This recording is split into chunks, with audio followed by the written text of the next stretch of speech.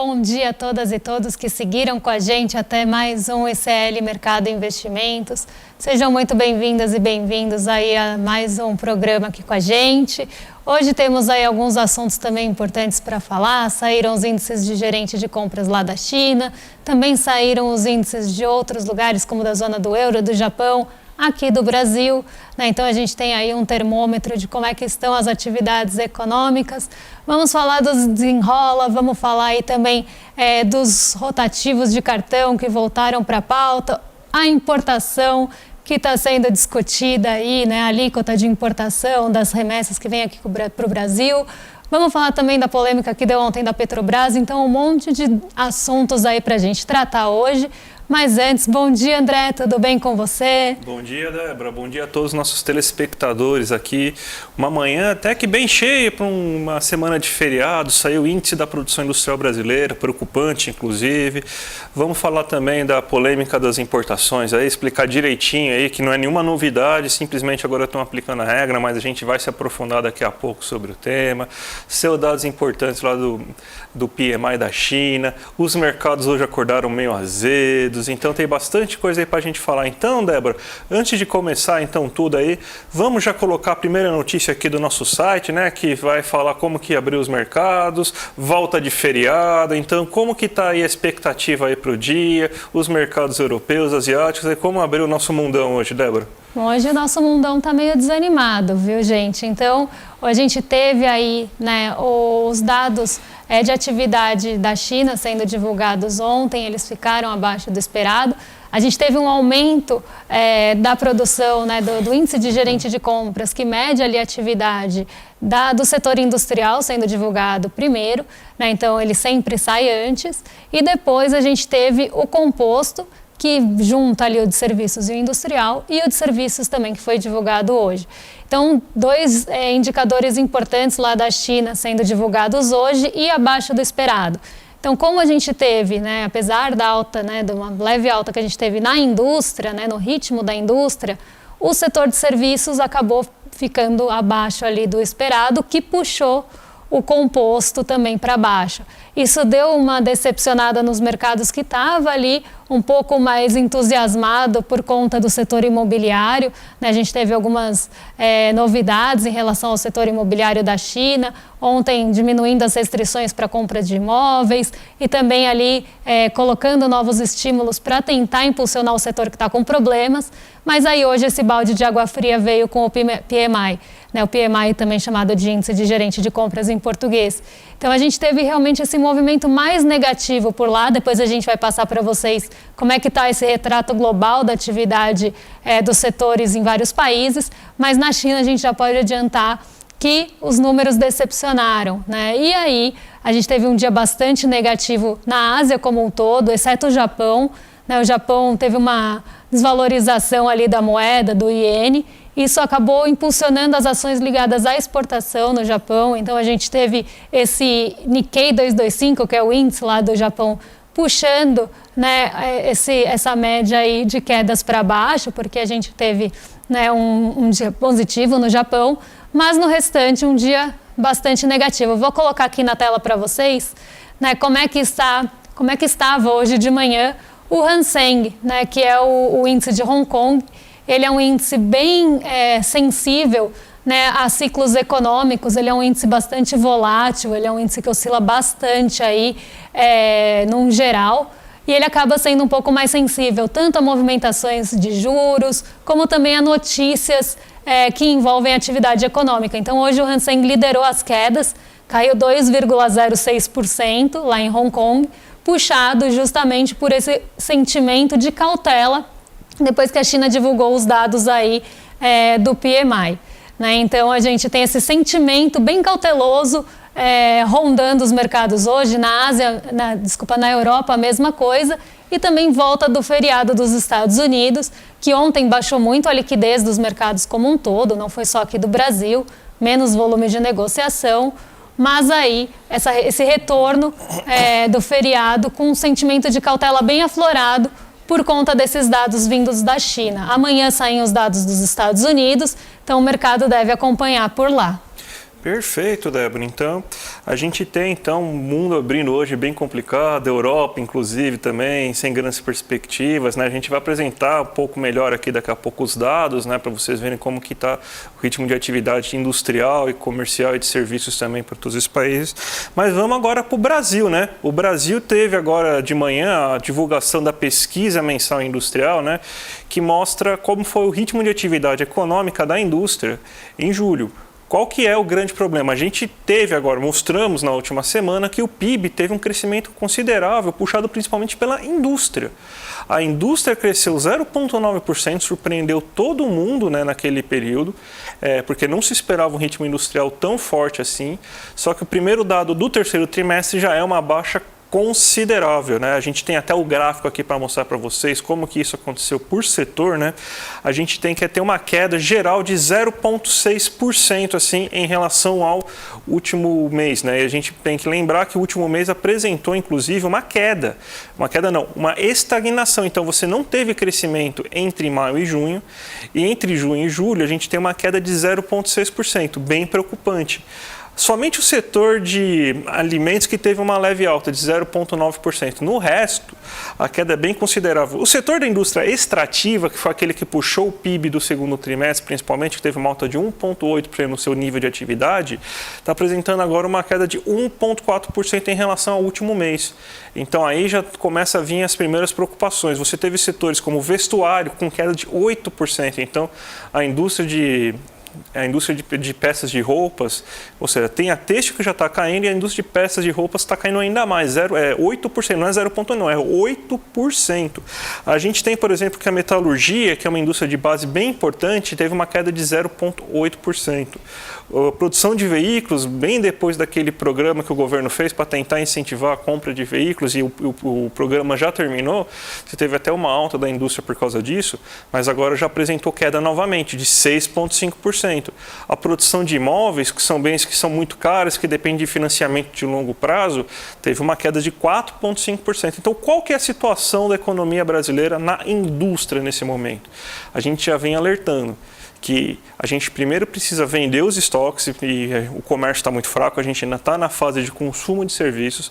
A indústria até melhorou muito por causa da indústria extrativa que vende para fora do país, então é a indústria que vende petróleo, a Petrobras, é a indústria do minério de ferro, então essa indústria que levou. A indústria de consumo mesmo subiu muito pouco no segundo trimestre, 0,3%, uma alta, né, depois de uma queda, mas não foi muito suficiente. E você tem que esses produtos consumidos assim de menor valor agregado, teve até uma alta, se a gente for pegar em relação ao último mês, que é uma alta de 0,5% em relação a maio. Então, produtos de menor valor agregado que a gente compra, geralmente, produtos industrializados à vista. Agora, tudo aquilo que a gente precisa parcelar e a indústria precisa parcelar também, que são os bens de consumo durável, que é geladeira, eletrodomésticos, móveis, carros, a gente teve uma queda bem expressiva de 4%. Isso mesmo, 4% em relação ao mês anterior. Outra queda bem sentida foi nos bens de capital, que foi a maior queda, se a gente for pegar entre todas essas outras, que foi de mais de 7%. Então, a gente está com problema no investimentos, o PIB revelou para a gente, tanto que o nosso investimento está estagnado, somente teve uma alta de 0,1%. E você só vai começar a ter investimento a partir do momento que a gente conseguir fazer uma produção ao ponto de pegar a capacidade produtiva e fazer com que a capacidade produtiva fique mais próximo dos 80%, a gente ainda está bem abaixo desse número de 80% na maior parte dos ramos industriais. Então essa é a situação da indústria. Teve um segundo trimestre bom? Teve, mas ainda precisa melhorar muito. É o ramo mais frágil da nossa economia, é o ramo que mais vai variar, ficou muito dependente no primeiro trimestre da indústria extrativa e você tem uma queda na indústria extrativa, ela foi toda para baixo agora de novo. Então é o primeiro sinal negativo, a gente tem que tomar muito cuidado com a situação industrial a partir desse terceiro trimestre, porque não vai ser um motor econômico. A gente sabe que a indústria não vai fazer com que o PIB chegue a 3%, mas é um setor que emprega com muita qualidade, com altos salários, e você tem então na indústria a chave para um crescimento melhor, mais sustentável e com um mercado de trabalho mais dinâmico e com melhor qualidade, Débora. Até quando a gente traz aqui, né, André, aqueles dados do DIEESE, né, de renegociações salariais, quem ficou acima da inflação, normalmente é a indústria, né, que tem a melhor taxa ali, do melhor resultado das negociações salariais, até por sua organização. Então, é um setor que é né, um motor dos empregos aí no Brasil, nessas negociações de empregos de qualidade, como o André falou. Então, ela não pode ficar nessa situação frágil. Mas outro assunto também que deu o que falar foi o assunto das importações, né? Porque está sendo discutida aí a alíquota das importações, da alíquota de imposto de importação, né? Aquelas remessas que vêm lá do exterior, né? Então isso já era um assunto que tinha sido polêmico e parece que voltou para o radar agora, né? Voltou para o radar, gente. Então aquela camisa tailandesa que você compra aí, não é que ela vai começar a ser taxada, ela já era para ter sido taxada se ela custasse mais $50. Ela não custa mais $50, né? Então ela entra dentro das regras, mas se você comprar mais $50, como sempre aconteceu aqui no Brasil, desde que o mundo é mundo, isso daí é uma regra desde 1996, existe taxação sobre importação. O que estava acontecendo é que você não estava sendo pego, a fiscalização estava muito fraca, deixava passar. É mais ou menos a questão do gato net. Todo mundo que tem o gato net adora, mas é ilegal, gente. Então, o que estava acontecendo é que você estava sonegando imposto. Você não sabia, mas era o que estava acontecendo. Então, a partir de agora, vai ter uma fiscalização maior para você conseguir aumentar a arrecadação de impostos, obviamente, mas também fazer justiça, porque muita gente estava fazendo justamente o quê? Se aproveitava dessa brecha, comprava como pessoa física desses sites, que a gente sabe quais são os sites que vendem roupas, equipamentos eletrônicos, e tudo mais, e estavam revendendo aqui no país. O que a gente sabe que, por exemplo, eu gosto muito de futebol. O que eu vejo, assim, daqueles sites de propaganda que falam 3 camisas pelo preço de 2, cada camisa por R$250, cada camisa por R$200 ou R$250, daí 3 pelo preço de 2. Como ele consegue fazer isso?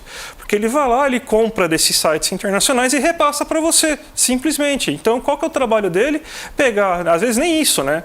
Às vezes o cara simplesmente coloca o seu endereço lá no fornecedor dele lá na Tailândia, na China e tudo mais, e a camisa chega diretamente para você. Então isso é um golpe, gente. Daí simplesmente ele estava sonegando imposto. Então a partir de agora essas pessoas vão ter que pagar impostos, porque é uma questão de justiça. Mas o governo está pensando aqui em fazer algumas modificações, principalmente em relação à tarifa cobrada, né? O ICMS não é problema do governo federal, são os governos estaduais que cobram, né? Mas, por exemplo, se você agora comprar alguns bens, está sendo estudada uma alíquota que pode variar a partir de 20%. Então, vai ter uma certa progressividade tributária. Se você comprou um pouquinho acima de $50, você vai ser taxado em 20% e daí por diante, provavelmente até chegar.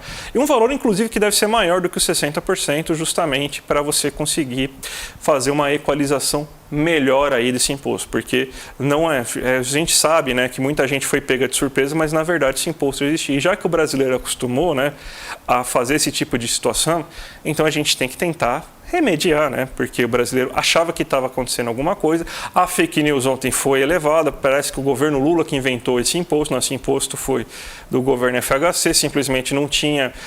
Quando você teve a tecnologia avançando esses pontos, ou seja, quando você começou a ter esses aplicativos de compra de sites chineses principalmente, que você pôde passar a comprar em grandes quantidades e com maior frequência, assim, sem ser taxado, e o que estava acontecendo era justamente isso, né? Então, aproveitou-se essa brecha de um mercado novo, que o pessoal foi muito mais rápido e começaram a fazer essa aplicação de pessoa física, quando na verdade estava sendo utilizada para pessoa jurídica. Então, está sendo consertada uma coisa da maneira errada, mas está tentando também ver se o brasileiro que estava acostumado a fazer isso de maneira errada aceita ser menos punido por ter feito algo errado. Então vai ter também essa mudança, Débora. E normalmente, né, as pessoas veem, né, a Receita Federal nesses casos, né, como uma vilã que está querendo taxar as minhas comprinhas que vieram lá da China. Mas, na verdade, né, como o André bem pontuou, essa regra tributária sempre existiu.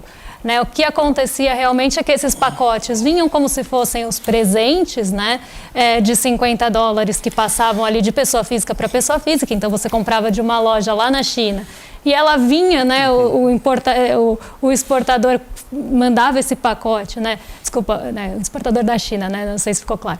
Mas aí ele mandava esse pacote como se ele fosse uma pessoa física te mandando um presente. Normalmente eram pacotes pequenos, eles acabavam passando ali na alfândega, naquele bolo de coisas que vinham aí. Mas a gente também tem uma modernização de sistema, né? E aí uma melhor agora fiscalização.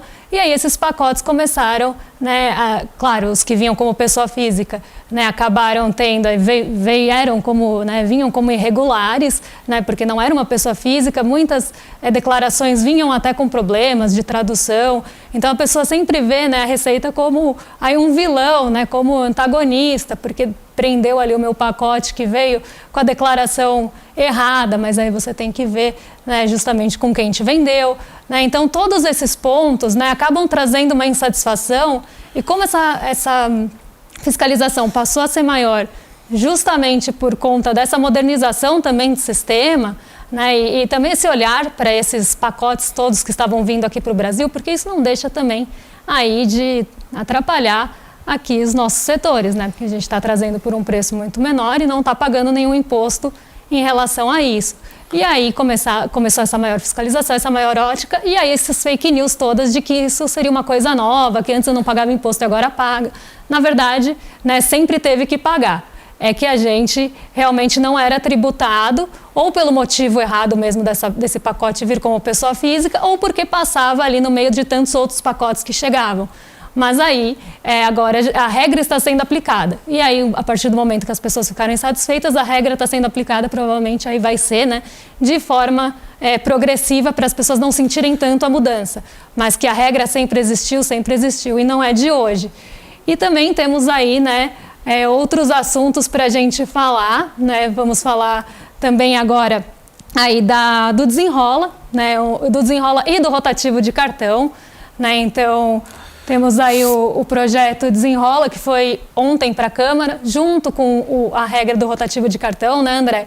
Então aí podemos esperar alguma mudança em relação a isso. Foi votada com urgência, né, inclusive, nessa regra aí do rotativo de cartão, de começar a ter uma discussão mais forte, né? Claro, o setor bancário não gostou, né, de ter que baixar a cobrança de 430% ao ano da taxa de juros no cartão no rotativo, né? Mas agora vai ter que dar uma situação para isso, né? Vai ter que dar um jeito. Daí já vem as desculpas oficiais, né? Aquele copia e cola de sempre, né? Porque a inadimplência aqui no Brasil é muito elevada, porque o brasileiro não tem cultura de educação financeira. É o copia e cola aí que sempre vai colar, que sempre eles vão mandar, né? Quando você tem uma possibilidade de talvez eles perderem alguns poucos bilhões, né, em relação à sua taxa de lucro. Mas é uma regra importante porque, na verdade, a gente sempre tem que pensar numa questão de causalidade. Os juros são altos no Brasil por causa da inadimplência ou a inadimplência é alta no Brasil por causa dos juros? Eu acredito mais na segunda versão. A inadimplência é alta por causa dos juros, porque o cara entra na dívida e ele simplesmente se afoga. E agora vai ser votada aí, Débora, você está aí, né, para explicar um pouco, né, toda essa situação com as telas que a gente montou aqui, né, para mostrar aí, né, qual que vai ser o projeto do Desenrola, né, como que vai ser as regras do rotativo e tudo mais, né, Débora? Vamos lá, então, explicar como é que vamos desenrolar esse assunto, né?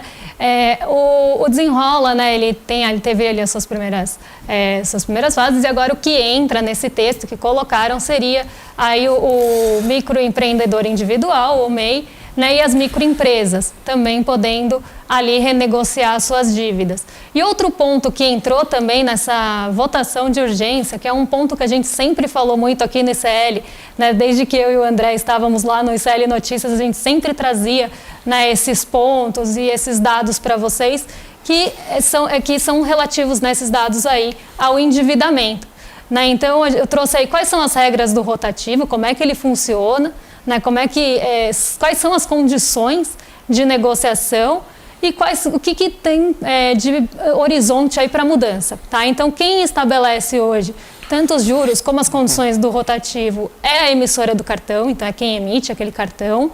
Ele pode ser utilizado uma vez por mês até ali ser finalizado, né? Então, se você rola a dívida, né, para o mês seguinte, porque o rotativo é aquela modalidade que você paga ou o mínimo, né, normalmente a gente pensa no mínimo do cartão e rola o resto para a próxima fatura, né, e outra modalidade rola o resto para a próxima fatura ou paga um valor menor do que a fatura integral, tá? Então esse é o rotativo, não é só o mínimo, mas qualquer valor menor do que o integral e que você role a dívida para o resto. E aí é justamente sobre essa rolagem para o mês seguinte que incide o rotativo do cartão, que tem taxas abusivas altíssimas, né? E aí, depois de um mês nessa situação, outra modalidade de crédito tem que ser oferecida pela financeira, né, para que não entre realmente numa bola de neve. E aí você só vai conseguir rolar de novo a sua dívida quando resolver essa situação. E aí o que entrou ali como uma possibilidade nessa votação de urgência? Que esses juros do rotativo sejam limitados aí a 100% ao ano, né? Então essa foi primeiro ponto. E aí eu vou colocar aqui para vocês, né, na tela quais são as taxas de juros hoje, né, segundo o Banco Central aí, quais são as taxas de juros cobradas entre as maiores instituições, as 10 maiores taxas aí cobradas no rotativo. Então a média, né, que se fala muito aí nas notícias, que a gente vê é 430% ao ano. Então, a gente teria uma redução em relação à média aí para 100% ao ano, que ainda é uma taxa alta, mas vamos combinar, é menor do que 430. Mas quando a gente olha a maior taxa cobrada, ela é 10 vezes maior do que esse teto, é 1.084% ao ano. Quem consegue sustentar uma dívida de 1.084% ao ano, de 22% de juros ao mês? Né? Então, aqui a gente vê, né, que esse é o retrato do nosso crédito rotativo hoje, e ele é um crédito que tem 50% de inadimplência. E aí eu respondo também a sua pergunta, André, da quem nasceu primeiro, o ovo ou a galinha, a inadimplência é alta e isso causa os juros altos, ou os juros altos é que causam essa inadimplência? E eu acho que esse retrato aqui mostra justamente isso pra gente, né? Uma inadimplência de 50% acontece porque a gente tem financeiras aí cobrando 1.084 de juros, né? Então não há quem aguente juros dessa natureza. E aí a gente teve essa mudança, né? Essa proposta de mudança, na verdade, que vai ser votada aí com caráter de urgência, mas é algo que a gente precisa refletir, né? O retrato que a gente tem hoje. E por isso também que as instituições financeiras não gostaram. Quem cobra 1.084 de juros não quer cobrar 100. E aí sempre aqui com aquele papinho que o André falou, já porque a inadimplência é alta, porque está no risco, no meu risco, né? Então isso aumenta muito o meu risco, e aí isso traria aí um prejuízo para as maquininhas e para as financeiras. Mas aqui a gente vê, né, esse retrato triste dos juros aqui, a gente sempre denunciou isso, a gente sempre trouxe esse tipo de ponto, a gente pode falar sobre isso porque a gente não tem nenhum patrocínio de banco, então aqui estão as maiores taxas do Banco Central, quem quiser entrar, dados abertos, podem ir lá consultar, que essa é a nossa triste realidade. Bem, geralmente quando o setor financeiro não gosta, eu costumo gostar bastante da medida, né? Mas vamos para o próximo ponto, né? Porque saiu PMI de um monte de país, né? Então vamos colocar aqui na tela, inclusive, né, os gráficos das bandeirinhas lá, né? Que o outro gráfico, o gráfico das bandeirinhas, que vai mostrar aí, né, como que está a situação aí dos índices gerentes de compra, né? Então um retrato do mundo aí, né? Agora aí que saiu hoje, né? Débora, você explica melhor aí para a gente como que está essa situação?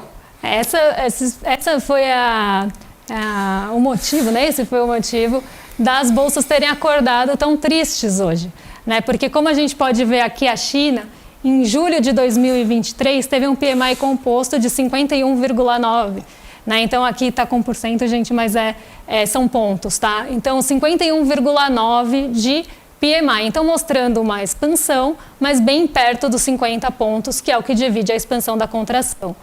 A projeção era que ficasse em 51,4 e em agosto a gente conseguiu até um PMI na China de 51,7, acima da projeção. E esse PMI foi puxado pelo industrial, né, que ficou aí em 51, saindo de 49,2. Quem sofreu mais na China aí, no mês de agosto, né, segundo o índice de gerente de compras, foram os serviços, que saíram de 54,1, era esperado ficar em 53,6 e ficou em 51,8.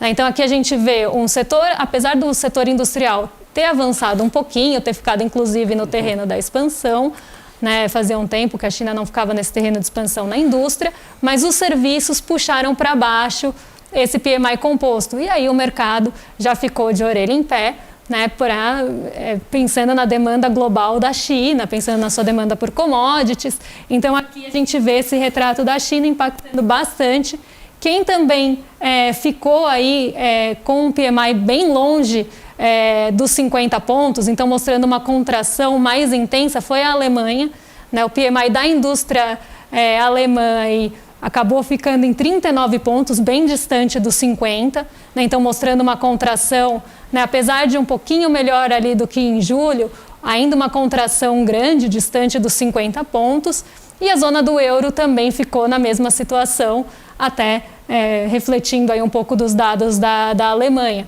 Né? Então um PMI bastante preocupante, principalmente quando a gente olha a Europa, né? E também aí a China, nesse setor de serviços aí puxando um pouquinho mais para baixo, e a surpresa positiva veio do Japão, né? Que acabou tendo um PMI um pouco mais estável, mas acima do esperado, né? Então estável em relação a julho, mas ficou acima das projeções, então isso também ajudou o Nikkei, como eu falei hoje de manhã ele se descolou do resto da Ásia, isso também ajudou o Nikkei a subir.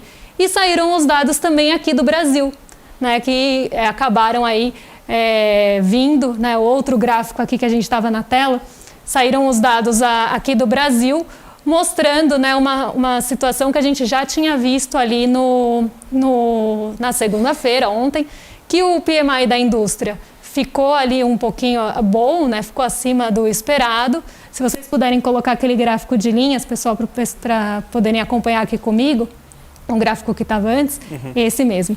Vamos lá. O PMI ficou aí acima do esperado na indústria, então a gente está olhando para agosto, né? Os dados que saíram hoje são de julho. Se esses dados se concretizarem, a gente pode ter uma melhora na pesquisa mensal de agosto, esperamos que sim, mas aí a gente vê que o setor de serviços teve uma alta, né? Então a gente teve aí uma melhora no nosso setor de serviços também em agosto, segundo o PMI, e o que também puxou, eles até ficaram iguais, né? Também puxou o composto para cima, então uma melhora no setor da indústria junto ao setor de serviços, acabaram aí os dois levando para o nosso PMI composto para cima. Então retrata um pouquinho melhor do Brasil que o restante do mundo. Tá certo, Débora. Vamos terminar o dia hoje falando rapidamente aí do que a gente teve aí de abertura de mercado no Brasil. Como que está aí nosso Brasil hoje, Débora? Bom, hoje nós estamos em queda, né? Não era uma notícia surpresa, né? A gente esperava essa queda hoje. A gente teve um dia bem positivo ontem pela manhã, mas a gente não conseguiu sustentar o ritmo justamente por aquela baixa liquidez, e a baixa liquidez acabou aí trazendo alguns pontos que puxaram a nossa bolsa para baixo. Um deles foi uma discussão da Petrobras, né? Teve um balão de ensaio, como o André falou, né, uma passagem por uma possibilidade de que a Petrobras poderia adiantar ali recebíveis do pré-sal para zerar o déficit, se precisasse como um último plano, como uma última instância. Isso pegou muito mal, né, essa fala em relação à Petrobras adiantar esses recebíveis, até porque esse já foi um plano do governo anterior. Então, assim, não pegou muito bem. Então, a Petrobras acabou puxando o índice ontem para baixo e também hoje acaba aí puxando um pouquinho para baixo. Mas quando a gente vê aqui o Ibovespa, ele está caindo em linha com o restante do mundo, porque hoje foi um dia bastante negativo aí, com esses ventos vindos da Ásia, né? Uma Ásia mais complicada, a China com notícias não tão favoráveis e uma abertura dos Estados Unidos na volta do feriado também negativo. Então, a gente vê aí essas bolsas puxando aí o nosso índice para baixo. O dólar opera em alta hoje, né? Então, traduzindo aí e refletindo essa queda do nosso Ibovespa. Então, um dia aí nossa bolsa seguindo essas tendências globais, até porque o DXY, que mede o dólar frente a seus pares, também está em queda, também está em alta, né? Então as moedas se desvalorizando frente a dólar. Então esse é o retrato aí do nosso Ibovespa, índice materiais básicos caindo, indústria caindo também, índice industrial caindo, puxados pela essa notícia negativa do setor industrial aqui do Brasil e pelos dados da China aí que decepcionaram hoje, André. Perfeito, Débora. Então agora acho que já deu, né? Conseguimos acabar o nosso programa aí falando das principais notícias, né? Mas antes disso, dá de novo aqui o recado, né? Vocês sabem que o ICL, né? Ele é um jornal aqui sem monetização. Somos completamente independentes de fontes de recurso. Somente os alunos que garantem aqui o nosso financiamento, né? Então a gente está aqui agora com uma campanha, né? Para vocês colaborarem cada vez mais com a nossa causa, né? Para um jornalismo independente, para uma análise econômica que a gente faz aqui também independente, sem rabo preso, não temos que agradar o banco X, a corretora Y, a gente pode falar mal do governo, pode falar bem do governo quando a gente acreditar, sempre de uma maneira mais progressista, né? Então, nessa semana, a gente está na semana da independência, né? Todo mundo que se inscrever no ICL vai ter vários bônus aí que vão ganhar. O Eduardo Moreira já falou bastante aí sobre esses bônus aí durante o ICL Notícias primeira edição, né?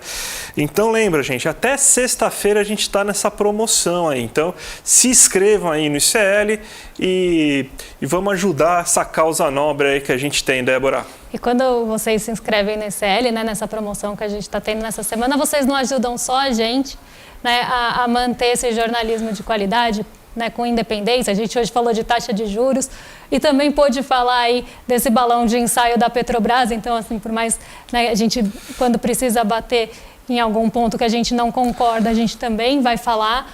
Né? Então, a gente tem essa independência justamente porque o nosso compromisso é com vocês, não é com nenhum patrocinador. Nosso compromisso é com a verdade, com qualidade também. Né? E também, quando vocês ajudam, né, vocês apoiam a gente, vocês também vão estar ajudando uma pessoa que não tem aí como pagar o ICL, né, nesse ponto solidário, aí também ter acesso a tantos cursos. Né? E, então, é super importante aí o apoio de vocês, né, vocês que mantêm isso vivo e crescendo. Né? Então, essa independência é uma luta de todos nós, né? Exatamente, gente. Continuem com a nossa programação aí no dia de hoje. A gente ainda tem às 6 horas da tarde aí o ICL Notícias segunda edição, né? Com a Super Gabi Varela com a nossa dupla de Chicos, né? O Chico Sá e o Chico Pinheiro. E logo depois, às 7h30, tem o Sinapse com a Robertinha Garcia e com o César Calerron, a partir das 7h30. Sempre uma super entrevista para vocês verem. Então, continuem ligados aí no ICL também aqui a partir das 6 horas da tarde. Então, queria agradecer a presença de todo mundo e passar a palavra para a Débora também para dar o seu bom dia a todo mundo. Também tenho que agradecer a todos vocês que ficaram aqui com a gente até agora. Fiquem ligados na programação do fim do dia. Amanhã estamos de volta também, desde as 7 horas da manhã, com toda a sequência aí de programas até chegar aqui no ICL Mercado e Investimentos. Nos vemos amanhã. Um excelente dia para vocês e até mais. Até mais, gente. Tchau, tchau.